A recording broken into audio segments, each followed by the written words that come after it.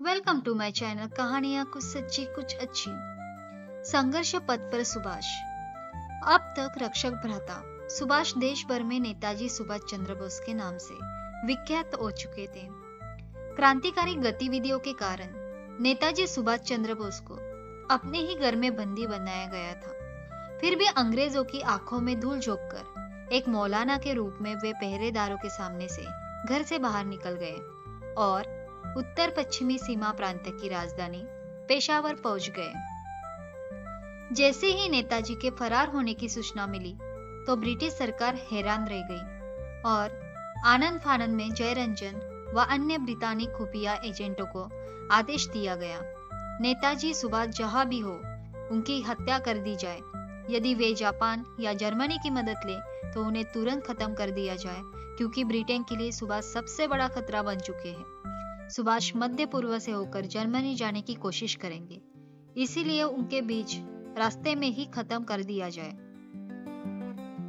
परंतु ब्रितानी एजेंट इस बात को लेकर परेशान थे कि नेताजी आखिर कहाँ है।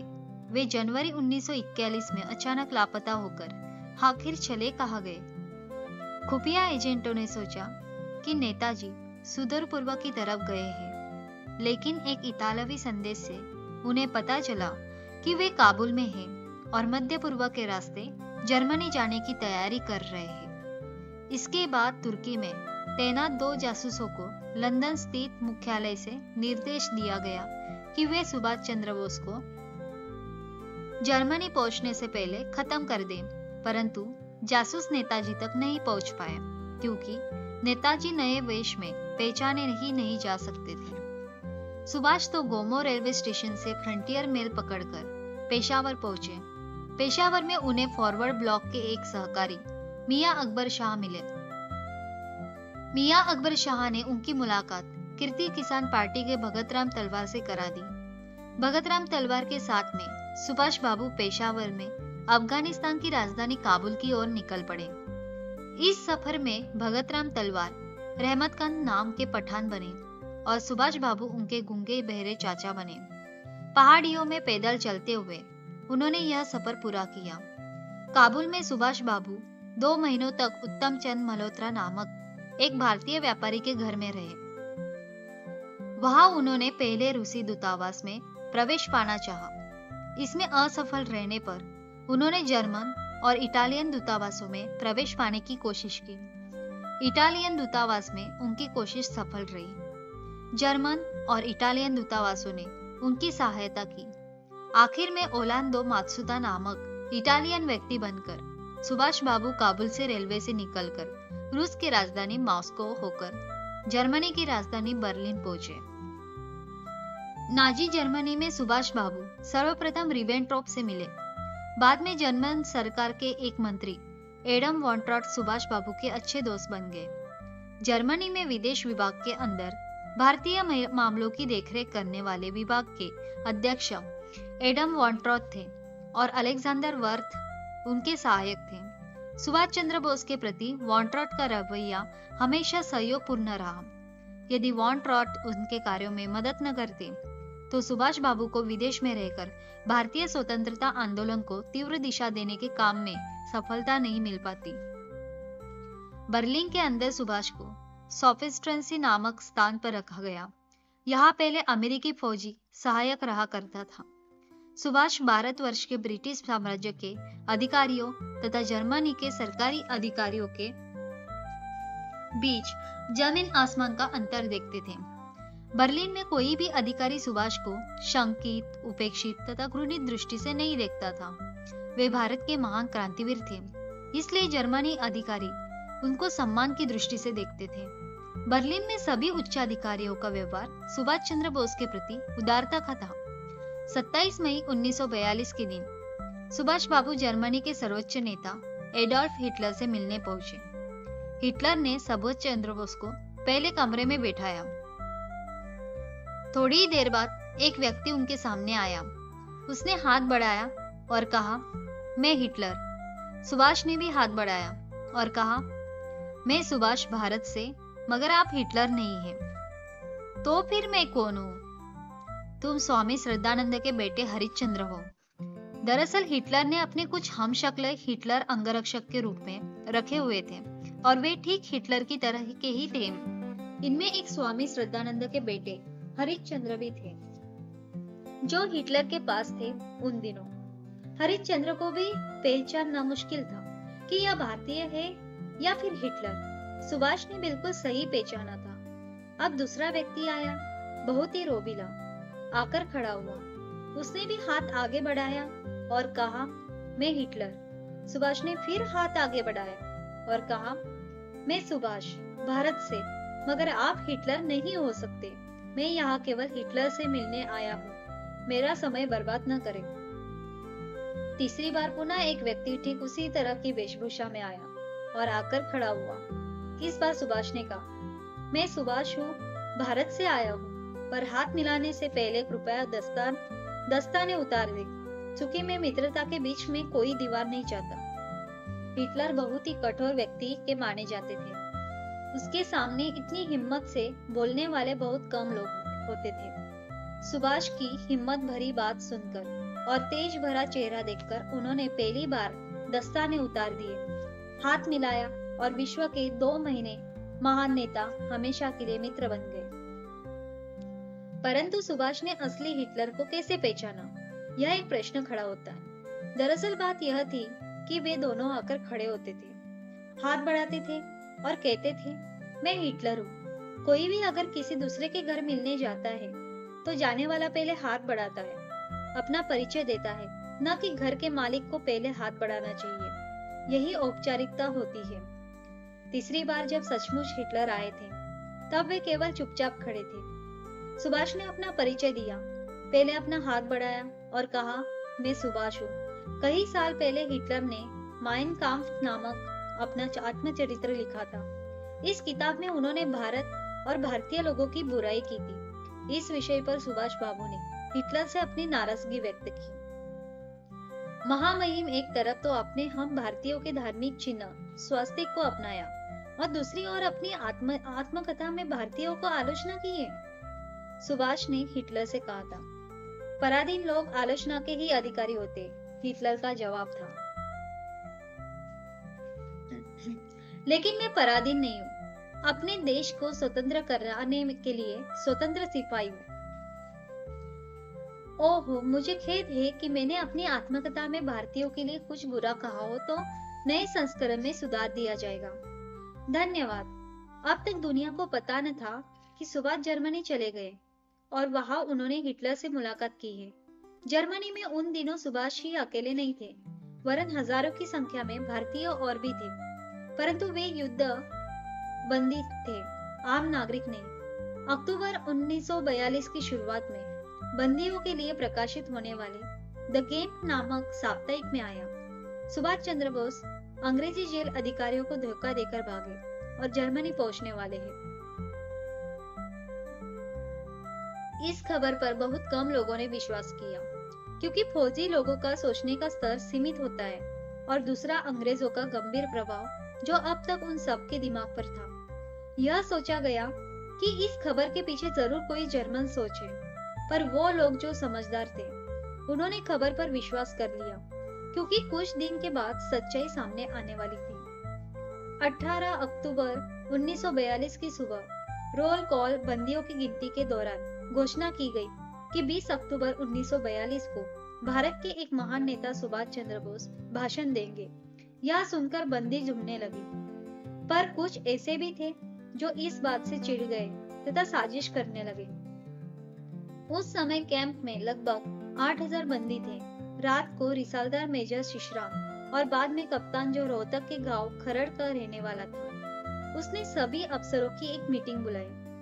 आपने सुना ही होगा, नेताजी सुभाष चंद्र बोस जर्मनी आ गए हैं। शिशराम ने आगे कहा, यह तो हमारे लिए, देश के लिए सौभाग्य की बात है। हमें नेताजी का साथ देना चाहिए, मगर यह खबर झूठी भी हो सकती है। चौधरी दल सिंह ने कहा, नहीं, यह खबर कतई झूठ नहीं है, चलो देखते हैं। फिर वह बोला, हाँ, हो सकता है सच भी हो।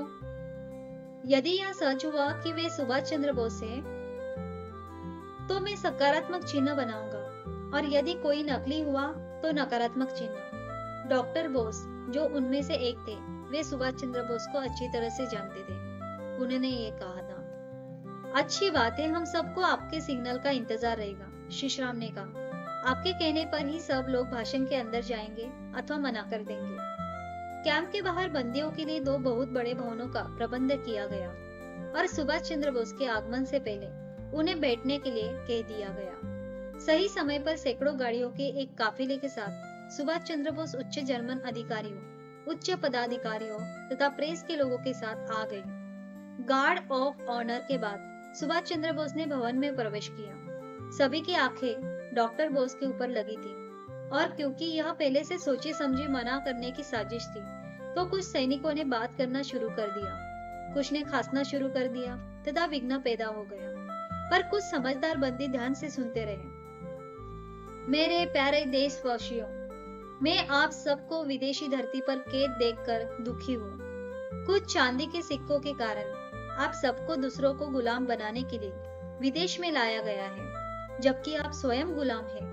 आप समझ सकते हैं कि अंग्रेजों के पंजे से बाहर निकलने के लिए मुझे किन मुश्किलों का सामना करना पड़ा होगा और कितनी मुश्किल यात्रा करनी पड़ी होगी। यह एक लंबी कहानी है जो इस समय अप्रासंगिक है। मेरा एकमात्र लक्ष्य है और वह है भारत माँ को आजाद करवाना, और वह केवल तभी संभव है जब आप में से कुछ लोग अपनी जान न्यौछावर करने के लिए तैयार हो। मैं चाहता हूँ कि केवल वही लोग आगे आए जो भारत माता के लिए हंसकर अपनी जान देना चाहते हैं। मैं आपको आजादी का विश्वास दिलाता हूँ। यह एक नकली विश्वास नहीं है। आजादी के बाद इन सेनाओं का मुख्य कमान अधिकारी एक भारतीय ही होगा। गवर्नर, न्यायाधीश, डीए एवं एसपी और समस्त प्रशासन भारतीयों के हाथ में होगा। जर्मन हमारे दोस्त नहीं, पर दुश्मन के दुश्मन है। अंग्रेज हमारे दुश्मन है और जर्मन अंग्रेजों के दुश्मन है। इसीलिए हमें अपने दुश्मन के साथ मिलकर भारत माँ को आजाद करवाने का लाभ प्राप्त कराना चाहिए। आज जर्मन विजयी है और सभी दिशाएं उनके पक्ष में चल रही है। सभी की जुबान पर हिटलर और बर्लिन का नाम है।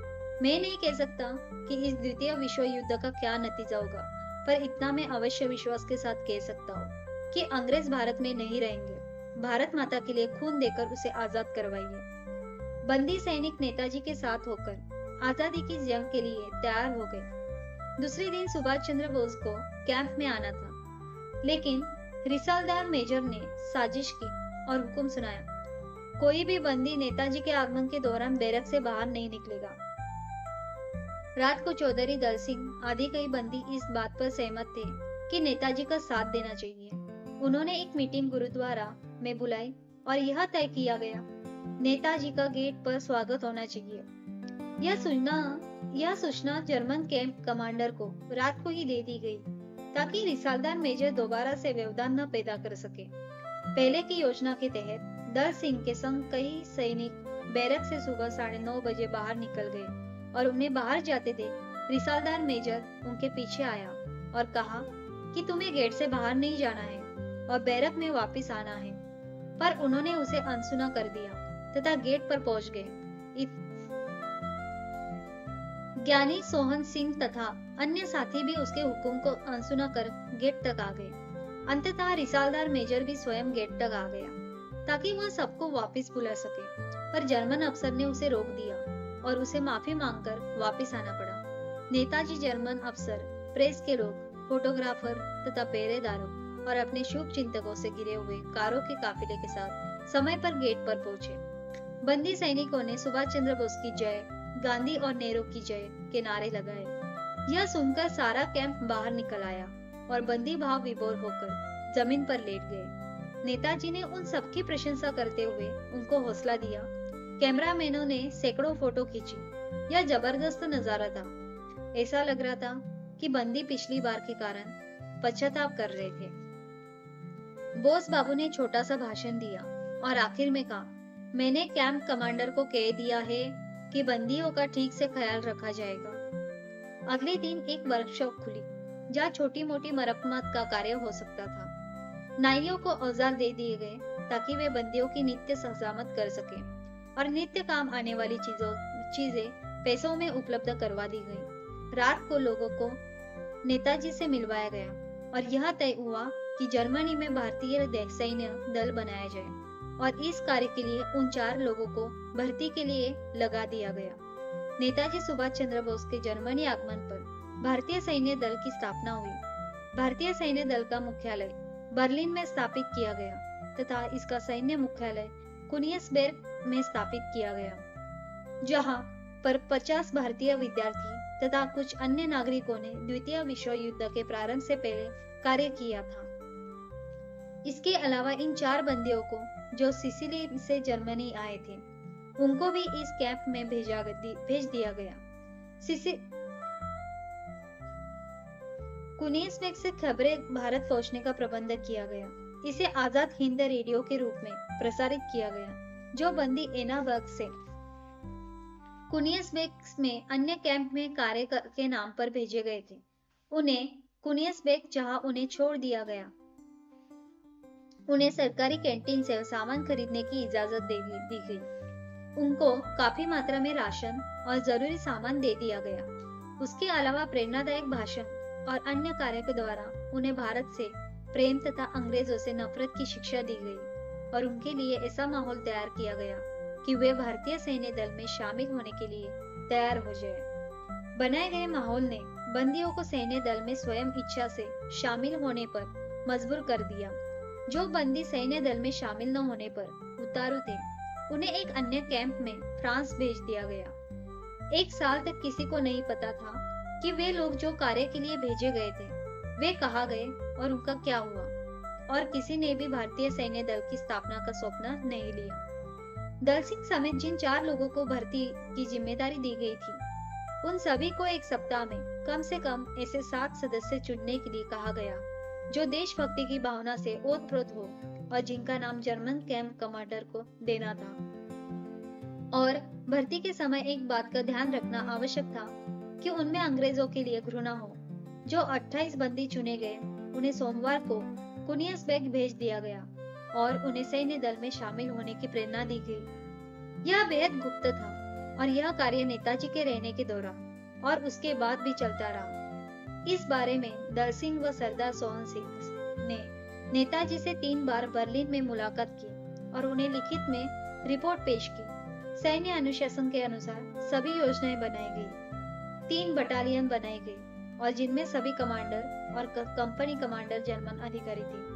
भारतीय ब्रिगेड हाथ में रखने योग्य हथियारों जैसे machine gun, mortar, rifle, tank, भेदी बंदूक, ग्रेनेड और रिवॉल्वर आदि से लैस थी।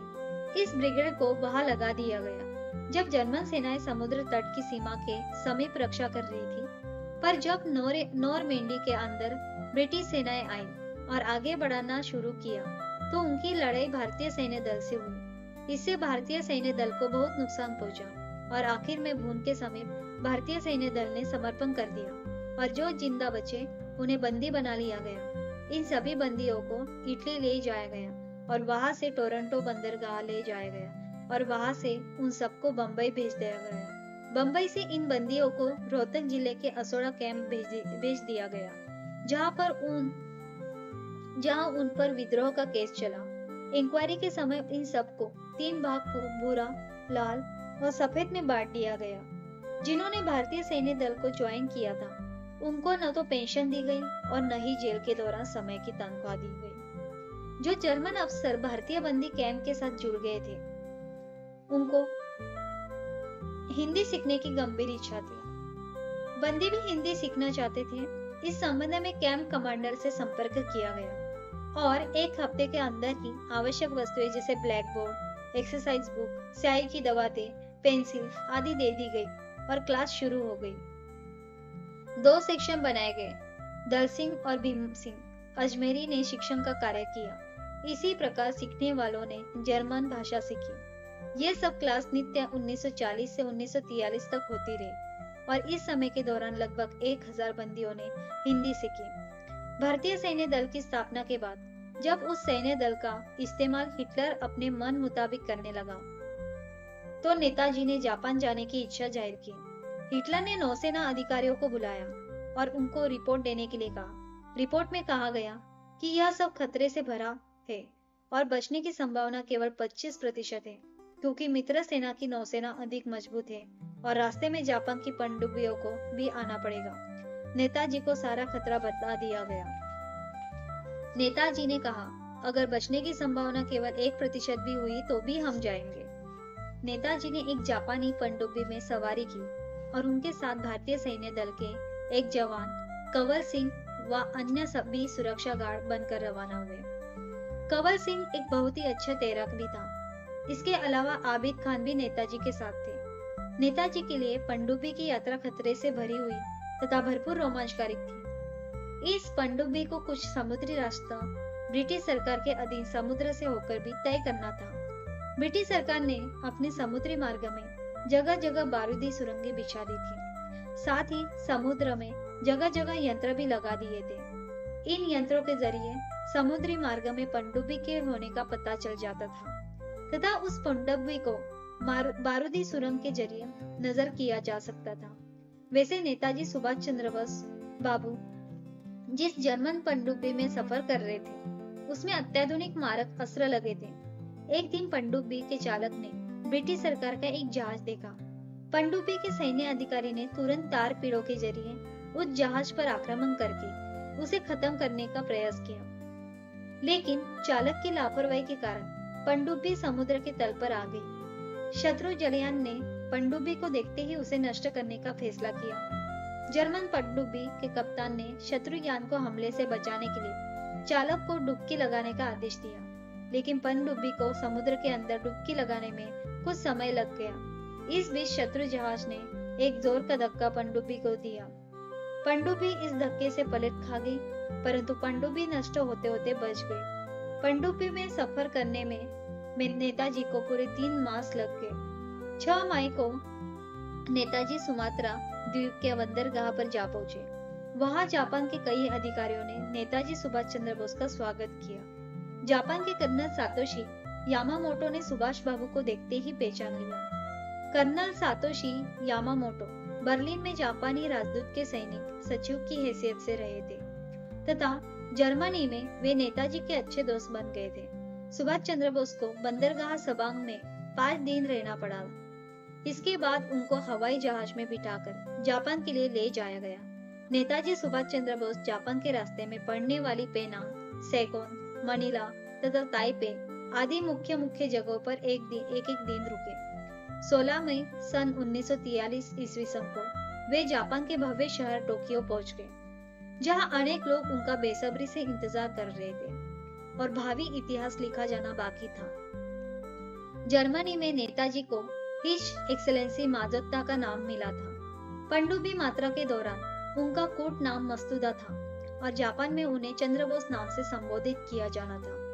अब टोक्यो से उन्होंने 2 जुलाई को सिंगापुर के लिए उड़ान भरी। सिंगापुर में एयरपोर्ट पर यल्लाप्पा, डॉक्टर लक्ष्मी शाहनवाज खान और अन्य सब लोग नेताजी की उत्सुकता से प्रतीक्षा कर रहे थे। हिंदुस्तानी और जापानी सैन्य अधिकारी भी सावधान की मुद्रा में सुभाष बाबू के आने की राह तक कर रहे थे। कर्कश आवाज करते विमान नीचे उतरा और हवाई पट्टी पर दौड़ने लगा।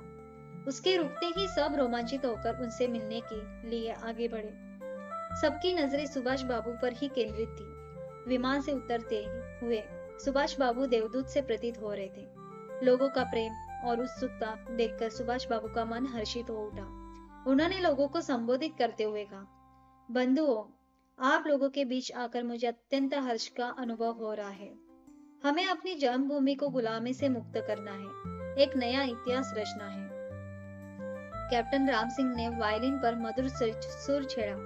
कुमारी सरस्वती ने प्यारे नेताजी की ओर हाथ उठाकर गाना आरंभ किया। सुभाष जी जाने हिंद आ गए, हे नाज जिनको हिंद पे वो मानो हिंद आ गए। विमानतल पर नेताजी, रास बाबू, आबिर हसन, जापानी सैनिक सब उपस्थित थे। एक पत्रकार ने नेताजी से पूछा, कल के हिंदुस्तान में आप किस प्रकार की शासन व्यवस्था पसंद करेंगे, लोकतंत्र या तानाशाही? नेताजी ने कहा, तुम लोग जिसे लोकतंत्र का जनक मानते हो, उस ब्रिटेन को विश्व की 20% आबादी वाले हिंदुस्तान की जनता के सिर पर पैर रखकर, उनके अधिकार छीनकर, उनकी संस्कृति को मिटाकर अपना अधिकार बताने का, उन पर शासन करने का क्या अधिकार है? ऐसी तानाशाही करके वे लोग स्वयं को लोकतंत्र के समर्थक किस प्रकार बता सकते हैं? फिर भी वे झूठे और दिखावटी न्याय प्रक्रिया द्वारा स्वयं को न्यायी और लोकतंत्र समर्थक के रूप में अपना प्रचार करते हैं। बाद में बातों बातों में रास बिहारी बोस ने नेताजी से कहा, बाबू सुभाष बाबू, अब मैं थक गया हूँ, अब सारे सूत्र तुम ही संभालो। ऐसा फिर मत कहिए। नहीं रे सुभाष, सच में एकदम थक गया हूँ। रास बाबू, आप जैसे क्रांतिकारियों से मुझे बहुत कुछ सीखना है। आपको मेरा मार्गदर्शन करना है। अभी से ऐसी बातें करके मुझे निराश और हताश मत कीजिए। और फिर 4 जुलाई को रास बिहारी बोस ने उन्हें आजाद हिंद फौज का सेनापति बना दिया। नेताजी ने आजाद हिंद फौज का सेनापति बनते ही भारतीयों से आजादी की लड़ाई लड़ने के लिए उसमें भर्ती होने का आह्वान किया। नेताजी ने तुम मुझे खून दो, मैं तुम्हें आजादी दूंगा का नारा लगा दिया और भारत के अनेक नर नारी आजाद हिंद फौज में भर्ती होने के लिए सिंगापुर की ओर कूच करने लगे।